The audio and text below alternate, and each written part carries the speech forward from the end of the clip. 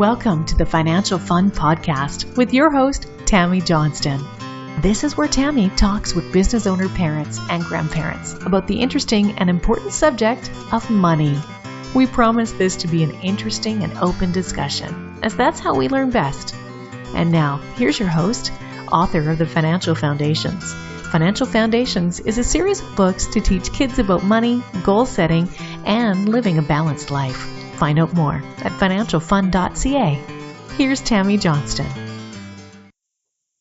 First things first, I would like to thank all of my listeners that have subscribed and reviewed my podcast and invite you to subscribe and review if you haven't yet. I appreciate you helping us to get the word out and making financial literacy a safe and welcoming subject for kids and adults. Second, please check out my podcast website, financialfun.ca, where you will be able to access past shows, find out more about me and our guests, as well as purchase the beautifully illustrated Financial Foundations books that teach kids about money in a fun, healthy, and holistic way. Hello again, and thank you for joining us for the Financial Fun Podcast. Our wonderful and talented guest today is Miss Tanis Arcuri. Thank you for joining us, Tanis. Oh, thanks very much. And how are you today? Oh, not bad. Not bad. So you want to tell us a little bit about your business and your family situation? I have a company, and it's called Arvic Search Services. We do incorporations. So instead of going to the registry or to a lawyer, we're a corporate paralegal firm. So it's kind of halfway in between. So we help people start up their businesses in Alberta and throughout Canada. I am married with 2 girls, aged 10 and 6. Age 10 and 6. Oh, well, your business is definitely one that is much needed. I help clients out with their incorporation stuff fairly regularly, and so many of them just go, well, what do you mean you don't just go down to the registry and sign up? I'm going, oh no, please don't do that. All the mistakes you can make that you don't even know that you're doing. Oh, yeah, especially even just with the naming of companies. That's usually the biggest hurdle, and then after that, it's kind of nice and easy. Yes, but all sorts of fun stuff. Mm-hmm. So what are some of the things that you learned about money as a kid, like through experience and watching your parents and friends and things like that? I was completely oblivious as a child. Completely oblivious? Yeah, I had no idea. No idea. Things just happened. They just materialized, and it was great. There was no discussion of money whatsoever. Well, that part is definitely, unfortunately, by far the norm. Mm-hmm. So when did you become aware of money and having to learn about it if everything was just taken care of for you? When did you get your awakening? I got my awakening, probably my first job. My first job where I was actually on my own. So in my own apartment and my first job. Because then suddenly I had to meet all these bills and you had to figure out how to get it done. Mm. So I was old, 22. That was a bad choice. Oh my! So even all throughout your college and stuff, mom and dad looked after it.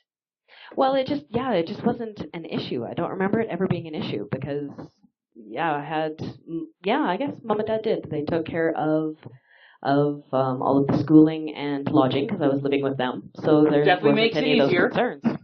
Definitely makes it easier. So what are some of the things that you wished you had learned as a kid to make your adult life easier? Oh, about saving. I wished I would have learned, about budgets. Really about budgets. Getting a budget and having that savings come off every single paycheck first. And knowing what you can spend and staying within that limit. Having it set out in a budget right in front of you and in your face instead of just lovely words that you just kind of say and you hope you can do. I would have really, really loved that. And why would you have loved that? What difference would that information have made to your life? When I started the business, I can see how cash flow and what you actually, and money management are so different. You can overspend every single month, but still feel like you're doing okay. But then when you get down to the brass knuckles of it, you can see that you're overspending, and it's not good. You have to stay within those means. But the way that our world is kind of set up, you can easily overspend and be completely oblivious to it. Yeah, that happens an awful lot, and people think it's just, I'm not making enough money, and there's definitely situations where that is the case, but a lot of it is just, okay, they're not aware of all the money that they're bleeding, because it's not hundreds of dollars at a time. Usually it's $5 here, it's $20 there, it's $10 here, and they don't see it until, like you said, they actually sit down and start looking at things and going, yep, I'm overspending every single month. Exactly. So what made you want to go into and starting your own business? Well, technically I didn't start the business. My father started it 32 years ago. Oh, okay. And so I've been doing it for about 17. So I just kind of came in and just had to take a few things over. Oh, it's a wonderful continuation. Well, that's a good thing. And what are some of the things that you're observing now, being a mom to your little girls? Like, what questions are they asking, and what are you noticing from the standpoint of a parent with dealing with your kids with money? I'm actually very shocked that they ask about money all the time. I don't ever remember ever asking about money when I was a kid, but they want to know the price of things. They want to know, how much something is, or, if I do these certain amount of chores, can I get this certain amount of money for it? Like, they're actively asking these questions. Oh, financially motivated. Yeah, I'm shocked. I'm completely shocked. Well, and how do you deal with it when they're coming up with the questions? Because your daughters are quite young. Mm-hmm. Yeah, they're young, but they have big goals. Like, they wanted, there's a big trend right now. There's mermaid tails out there. It's a full-on, like, flipper that looks like a mermaid, and you put both of your feet in it. Yes, I've seen a few. Yes, they're quite popular with the little girls. My daughter's a little old for them, but yes. Yeah, with the little ones, it's just all the rage. And so they saved up. They figured out how much it was going to be, and they saved up to go ahead and buy them. And they're like $150, $200. Yeah, they're not cheap. They're a big purchase. They are. Yeah, and they saved up for a very long time. Well, that's good. So how did they go about doing their saving and things like that? Well, first they just asked for them. Number one, because that's what any kid's going to do. Go for the easy route. If they say no, you've lost nothing. If they say yes, you've won. Yeah. Plan A. Just ask. If we say no, go to Plan B. Yeah, there we go. Plan B, I said, no, I can, like, you guys have to pay for those yourself, maybe, because it seems like a big thing that you want. And they had been saving up, birthday money and Christmas money and stuff like that. And I thought this would be a really good way for them to kind of spend it. So they had to go online, and they went onto the shopping cart, figured out how much it was going to be, and then they counted up all of their money to see how much they had. And then we had to actually build a chore chart to figure out how they were going to get the rest of the money and approximately how long it would take. And how long did it take them? It took them a while, about 3 months. That's a pretty good thing for them to be sticking with a goal for that long at their ages. Oh, yeah. Yeah, because they wanted them in the summer. And, of course, that didn't happen. Because I said, no, I'm evil. And we took them all the way till Christmas. So it was a nice little Christmas surprise that they gave to themselves. Oh, so have they been able to use them yet? Oh, yeah, tons. Well, that's really, really cool. So what are some of the things that as a parent and looking back about your isolated knowledge of money when you were a kid, what are some of the things you want to make sure your kids get before they go off into the big world? The number one, that it's really easy to overspend. Just because there's money in the bank account doesn't mean you need to spend it. If it's not on the budget, then you don't go over it. Well, part of the big problem is it's not just so much if the money's in the bank account. They have access to credit and all this other stuff. Oh. And I see so many, unfortunately, end up in debt so quickly because they don't have the emotional connection to plastic actually is money. Mm-hmm. And it can be very expensive money. Oh, exactly. Yeah, we'll have to have, that's going to be a totally separate conversation, I think, once they get up to the credit card stage, because, that you can get, it's a slippery slope. You can get yourself into some major trouble and extremely quickly with that. Well, one of the things that I find when I'm talking with parents that have younger kids and stuff like that, so much of our society, it's all the plastic. It's the debit card or the tap and the credit card and stuff like that. And not so many people actually handle physical cash anymore. So when the parents say, no, we're not going to be getting that, or use what I consider to be the evil words, we can't afford that or anything, younger kids a lot of the time will go, well, can't you just put it on the card? Have your daughters ever said anything like that? Oh, for certain. Absolutely. If I say, oh, I don't have the cash on me, they definitely, that's the first thing. Well, yes, you do. You've got your debit card. They pay attention. They pay very, very close attention to what's going on. Absolutely. And you were saying, so like your daughters were saving and stuff, and you said one of the first things that you wished you had learned about is the savings. So how are you doing the savings? Like, do they have jars or envelopes? Do they have their own bank account where they? I don't even know if they have them anymore. But I remember when I was a kid, got my first. You had the pass books where you had to print out and do your statements and that. Yeah, we haven't gotten that technical. We've just got envelopes for right now because they did have a large amount of money before the whole mermaid tail situation. It was actually in jars, but now it's just an envelope, and they're just kind of building up their stack. And what is the next thing? Like, do they have another goal picked out? They don't. So they're just in savings mode. Oh, okay. So that when the next opportunity comes up, and you've got two daughters. So do you find that your daughters are very similar in how they deal with the money and have the questions, or are they different? How are things at your place? My oldest is a saver. My youngest is a spender. She could spend every single dollar on candy, and then the oldest, she wants big things. She wants like electronics. She wants some of those big ticket items. Yeah, one of my daughter's first major purchases that she did on her own that she saved up for through her allowance and portion of birthday money and Christmas and stuff like that was she bought her Nintendo 3DS. Santa had brought a Nintendo DS a few years before, but she wanted the upgrade and Mom wasn't paying for it, so she saved up big time to get it.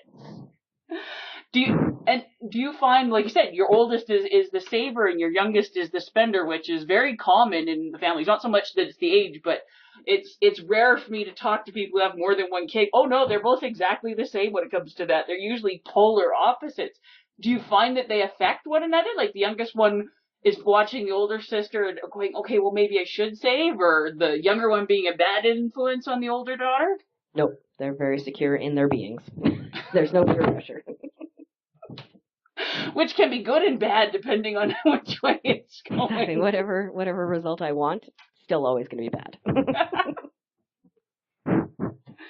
It's always fun. So you want them to learn about not getting into debt and overspending and stuff. Anything else you'd want them to know and be secure in before they go out? Like, do they? I know they're quite young, but do they have any dreams for what they think they want to be when they grow up? Yeah, they do. One wants to own a business, so definitely I want to have savings conversations with her, because having a business, you have to have your savings, your contingency plans and things like that. Yep. The other one wants to be a lawyer, so we'll see how that happens. It's just like a business. She'll still have to learn how to save and how to manage cash flow and all that kind of stuff as well. That young and wants to be a lawyer. I can understand the business because my daughters always see Mom in business, so we talk about that. But your oldest wants to be a lawyer. Well, it's a corporate paralegal firm, so she kind of comes back. I suppose if you're looking at it that way.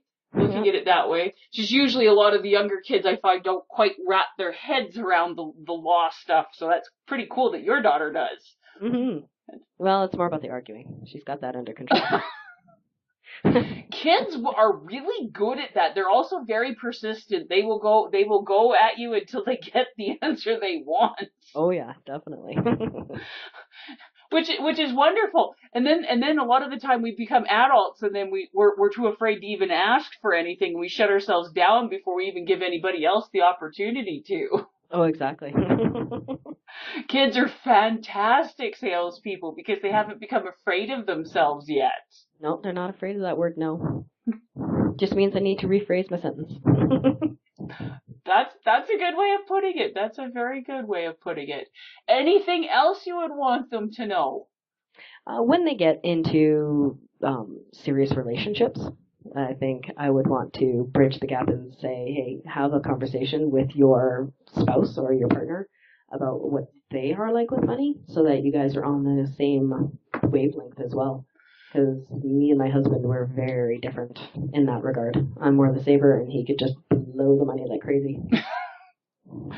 Well, I've been in financial services now for 23 years, and people always laugh when I tell them. I say the biggest part of my job is marriage counseling, Mm-hmm. and No, it and doesn't shock me. and it's not even necessarily that there's anything wrong. In most of the cases, okay, things are going quite well, but money is such an emotional subject, and there's such different ways of looking at it. For some people, it's all about fun and enjoy life and do this, and then you have the other spouse that's like all about security, and we have to save for the rainy day and doing all of this, and just the day-to-day handling of money. I love the fact that you say, okay, if you're getting into a serious relationship, this is one of the conversations you need to have. Mm-hmm. Because I think the stats are something like 86% of divorces state money as being the number one reason. Rarely is it the only reason, but it's right up there because it's such an emotional subject that people don't talk about it. Mm-hmm. And they shove it down and then until everything just blows up one way or the other. Yep, or hide it. Because then if one partner has money situations or they're running up a credit card and they're hiding it from the other, you're not necessarily going to know that. Yeah, that's definitely happened. I was thinking slightly more on the more positive side, but yeah, the things that I have seen, people ending up in a divorce situation and they thought everything was fine and finding out that they don't have two pennies to rub together and they're in debt up to their eyeballs because of their spouse with spending problems or gambling problems or all the other different things because, well, they kind of, in a lot of cases, put their fingers in their ears and went, la, la, la, I don't want to hear. Mm-hmm.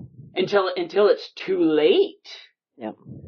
So I always say that it doesn't matter if it's your first marriage in your 20s or it's your second marriage and you're in your 40s, you need to have those deep, in-depth financial conversations. And if you can't while everything's good, don't get married because it's not going to stay that way. It doesn't get better. No, it doesn't. If you're not facing it, or even if everything is good. Like I'm extremely fortunate that my husband and I are very, very well matched and we get along. But yeah, there's definitely some differences just on the emotions around it and how things are handled. Like I'm definitely the entrepreneur and the risk taker in the family, and my husband is very much the security and employee mindset, and it can make things for a little bit interesting at times. Yeah, definitely. Yeah, if they're just open, I would hope that my kids would just be open and honest and be able to actively talk about money so that it doesn't become this little elephant in the room in any kind of relationship they have, then I'd be happy. Yeah. And it also comes back if being able to be open and honest with themselves about their situation and dealing with it. Because so many people handle their money by just avoiding it. And okay, if there's money in the account and I'm not in debt, everything's good. But they're also missing out on the opportunity for having it grow and setting up for their future. And they're making a lot of mistakes that they're not even aware of because they're not dealing with it. Yeah, no, that makes sense. I never thought of it on that side either. Yeah, because there's a lot of anxiety behind it. Like if it's something that you don't 100% understand or you're not comfortable with, you're going to shut off your ears and you're not going to listen to anything. You're not going to let new ideas come through. Yeah, and well, it's not even so much that some people are shutting down. It's just most families don't talk about it. Like the fact that, like you said, everything was just looked after and you never even really had to think about it.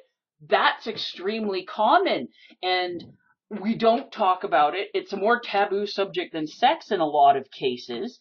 We barely touch on any of it in school. Like your daughters are not old enough yet, but they have Career and Life Management 20. It's a required course in Alberta to graduate. It's supposed to teach you about like money and budgeting and all this stuff. And it could be a great course. Unfortunately, it's not. And then we send them off to university and college and stuff, and they get hit on by every bank and credit card company in the country to try and get them in debt. And they're going, okay, I don't know how any of this works to even ask the questions. Or to how do I evaluate if something's good for me, or should I take this opportunity, or where should I be saving or doing any of these things, because they've never been given the tools to work with to begin with. Exactly. There's very few parents that feel comfortable enough. It's not that they're ashamed or anything, but they're going, Well, I don't really know how to talk about money because, well, it's just something that I kind of had to learn, and I think I'm doing okay, but Well, it's intimidating. You don't want to have the wrong answers here. It's awful when your kids come up to you and ask you a question and you have to say, I don't know. I don't know. well, that's one of the things that I try to teach people and going, when it comes to money, there's only two hard and fast rules that are given. Number one, you're going to die. I can't tell you exactly when, but it is going to happen. And you will have to pay taxes. We can help you legally pay less. But other than that, everything else, it depends. And the game is constantly changing. Like, there's nothing wrong with saying, you know what? I don't know. Let's find out. But I don't know. Let's find out. Because like I said, I've been doing this my entire adult life. And so much has changed over the last 2 decades, and it's not getting any slower. Products come and go, laws come and go, everything changes, and it's like, okay, how do we stay on top of this, and how do we learn? And the biggest part that I found is you don't need to know the facts. You need to know how to ask the questions to get the answers. Mm-hmm. Yep. And kids are so good. I've done courses where I've actually spent a week teaching kids about money, and one of the best things I found through that is kids will just keep asking. If they don't understand it, they'll keep asking, go, well, that doesn't make sense, try again. Where when I'm teaching classes for adults, they might ask once, and then they'll nod and, yep, fully understand, because they don't want to admit that they don't know or they don't get it. Where kids will challenge you and going, okay, you have to figure out a way to help them understand. And I think that's fabulous, and we really need to protect that for them. Oh, absolutely. So, is there anything else you would like to add, my dear? No, I think just, savings and understanding where your money goes and making sure it's going into the right places. I would love to be able to instill that in them. Yeah, have it come right off the top so they don't even miss it or have to make a conscious choice. Yeah, so that you have that buffer so that if you need to make some decisions, then at least that money is there for you and you're not just panicked and you can't enter into an opportunity because you don't have the money to do it. Yes, I was just seeing an article being passed around on Facebook today about the biggest thing for becoming a successful entrepreneur is having the financial resources behind you in order to start so you can afford to take some of the risks. Yeah. So, yes. Well, we see that a lot in my business, especially right now. There's an economic downturn. So when people get laid off, they incorporate more. So we usually have a bit of an upturn. Yes. This time around, it's been doing well, but back in 2007, 2008, when we had the recession, people just, my thought is that people just didn't have the personal funds to start up these companies because we didn't see an upswing. We didn't see an increase in corporations like we have this time around.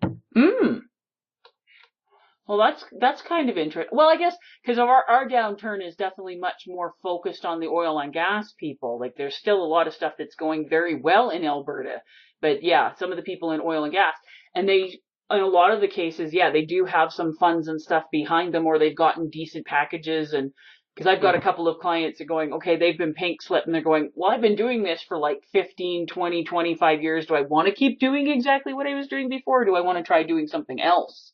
Mm-hmm. And they're looking at branching out and going on their own, and they're going, okay, you know what? Now I've got a bit of a cushion and I can afford to do this. So yeah, they're taking that opportunity every single day. All of these guys that have had the pink slips, they're doing something completely new, something totally different than what they were doing for the last 20 years.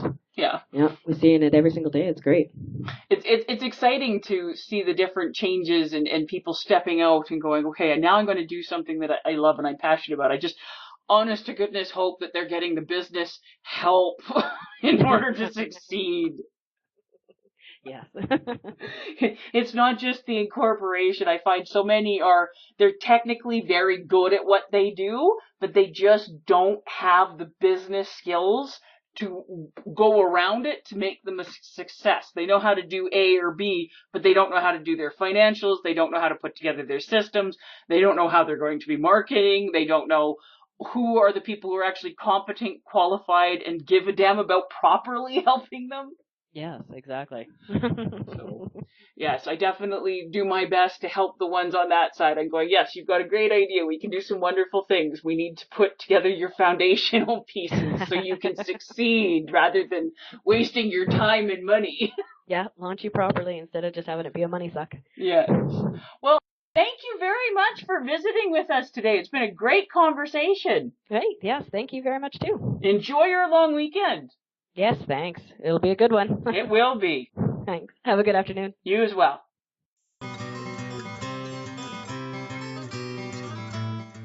Before we leave each other, I would ask all of you listening to please subscribe to and rate my podcast. A review would be most appreciated, and feedback is always welcome. Whether it be a comment, future topic suggestions, and or questions you or your kids would like to have answered in the Ask Tammy column on the financialfund.ca website.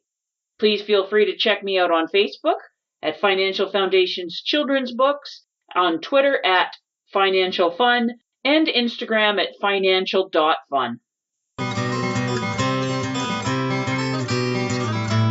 Thank you for joining us for this episode of the Financial Fun Podcast. Join Tammy Johnston again next week.